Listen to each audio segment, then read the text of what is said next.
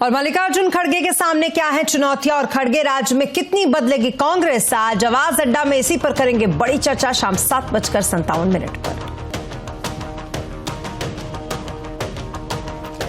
और अब बात हिमाचल प्रदेश चुनाव की, जिसके लिए बीजेपी ने अपने 62 उम्मीदवारों की पहली लिस्ट जारी कर दी है। इस लिस्ट में 5 महिलाओं को उम्मीदवार बनाया गया है। सीएम जयराम ठाकुर सिराज से चुनाव लड़ेंगे, तो वहीं 11 सीटें ऐसी हैं जहां मौजूदा विधायकों का टिकट काटा गया है। इनमें एक मंत्री भी शामिल है। इन सीटों पर नए उम्मीदवार को मौका दिया गया। कल देर रात दिल्ली में केंद्रीय चुनाव समिति की बैठक में इन नामों पर गहन चर्चा की गई, जिसके बाद आज इनका ऐलान किया गया। हिमाचल प्रदेश में 12 नवंबर को वोट डाले जाएंगे। और अब बात करेंगे प्रधानमंत्री नरेंद्र मोदी की, जो आज गांधीनगर में डिफेंस एक्सपो 2022 का जिन्होंने उद्घाटन किया। यहां प्रधानमंत्री ने कहा कि 8 साल पहले हमारी पहचान सबसे बड़े डिफेंस इंपोर्टर के तौर पर होती थी। आज हम सफलता की कहानी लिख रहे हैं। हमारा डिफेंस एक्सपोर्टर 8 गुना बढ़ा है और साथ ही अब हम 70 देशों को एक्सपोर्ट कर रहे हैं। डिफेंस एक्सपो एक नए भविष्य की शुरुआत है। कुछ देशों को इससे तकलीफ हो रही है, लेकिन पॉजिटिव माइंडसेट वाले कई देश हमारे साथ आ रहे हैं। प्रधानमंत्री ने गुजरात के बनासकांठा में पाकिस्तान सीमा के पास बन रहे एयरबेस की चर्चा भी की। इससे नॉर्थ गुजरात देश की सुरक्षा में रणनीतिक भूमिका में आ जाएगा। उन्होंने कहा कि पहले भारत कबूतर छोड़ा करता था, अब हम चीते छोड़ रहे हैं।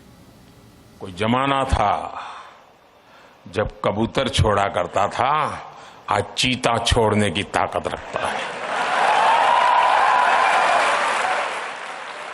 इस सामर्थ्य के साथ घटनाएं छोटी होती हैं, लेकिन संकेत बहुत बड़े होते हैं।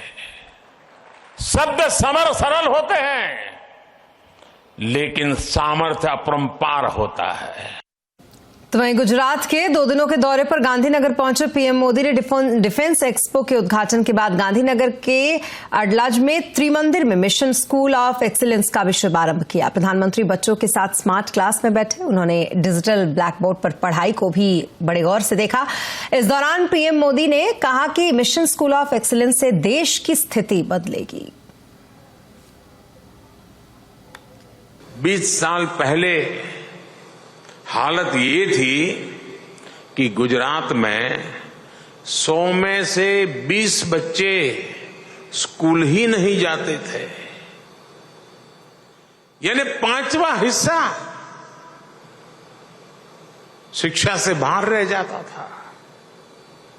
और जो बच्चे स्कूल जाते थे, उनमें से बहुत सारे बच्चे 8वीं तक पहुंचते पहुंचते ही स्कूल छोड़ देते थे।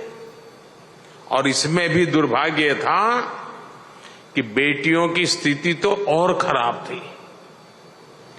गांव के गांव ऐसे थे जहां बेटियों को स्कूल नहीं भेजा जाता।